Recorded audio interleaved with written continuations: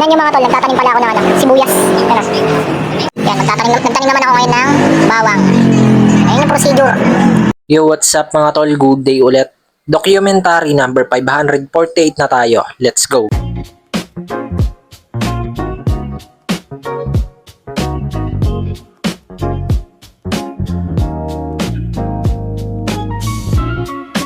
Tignan nyo mga tol, nagtatanim pala ako ng ano, sibuyas. Ano?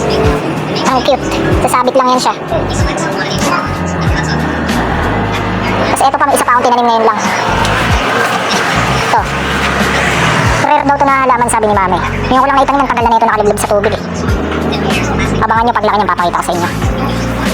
Yun o, dumating na yung in-order ni ating ano, air cooler ba yan? Cooler box. Tiny lang, mas maliit siya kaysa dito. Ang cute. Paglalagyan lang ng mga ano.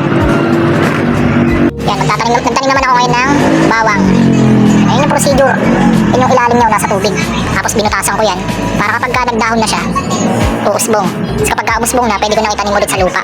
So, halos same procedure lang din ng ano, sibuyas. So yun, may unang delivery pero hindi ako magdi-deliver. Si Gab, ayan. Nice one. Yun no.